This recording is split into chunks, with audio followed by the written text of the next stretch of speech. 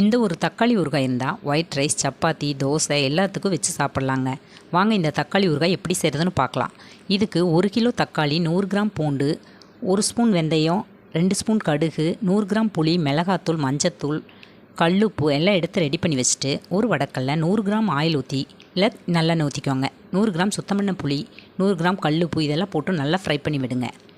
ஒரு 10 நிமிஷம் வணங்கினேன்னா இது ஒரு மிக்ஸி ஜாருக்கு மாற்றி அரைச்சி எடுத்து வச்சுக்கோங்க. இந்த பக்கம் வந்தோன்னே இந்த கிரேவி ஒரு அளவுக்கு ஒரு 10 நிமிஷம் வணங்கிட்டு நல்ல ஒரு மிதமான ஒரு பக்குவத்துக்கு வந்தோன்னே அரைச்சி எடுத்துக்கோங்க. இந்த பக்கம் வந்தோன்னே அரைச்சிக்கோங்க. அடுத்து ஒரு வடக்கல்ல 200 கிராம் நல்லெண்ணெய் ஊற்றிட்டு கடுகு, கருவேப்பிலை, அடித்து வச்ச பூண்டு இதெல்லாம் போட்டு நல்லா ஃப்ரை பண்ணி விடுங்க. இது கூட மஞ்சத்தூள், கடுகு, வெந்தயப்பொடியை நல்லா கருகாமல் வறுத்து நல்லா அரைச்சி எடுத்து வச்சுட்டு 100 கிராம் மிளகாத்தூள் எடுத்துக்கோங்க. 1 கிலோவுக்கு 100 கிராம், கம்மி பண்ணாலும் பண்ணிக்கலாம், உங்களோட சாய்ஸ் தான்.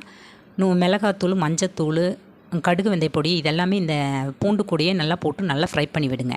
ஒரு 10 நிமிஷம் நல்லா ஃப்ரை பண்ணி விட்டோன்னே அந்த அடித்து வச்ச கிரேவியை இது கூடயே ஆட் பண்ணிக்கோங்க. தக்காளி, புளி போட்டு மிக்ஸி ஜாருக்கு மாற்றி அடித்து வச்ச கிரேவி இது கூடயே போட்டு ஆட் பண்ணி நல்லா ஒரு 10 நிமிஷம் வணங்கிட்டு ஹை ஸ்பீடில் வச்சிங்கன்னா எண்ணெய் நல்லா பிரிஞ்சு வரும்.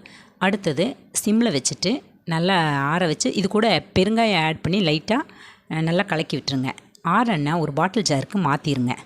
உங்களுக்கு இந்த ஊறுகாய் தேவைன்னா இந்த நம்பருக்கு வாட்ஸ்அப் பண்ணுங்கள்.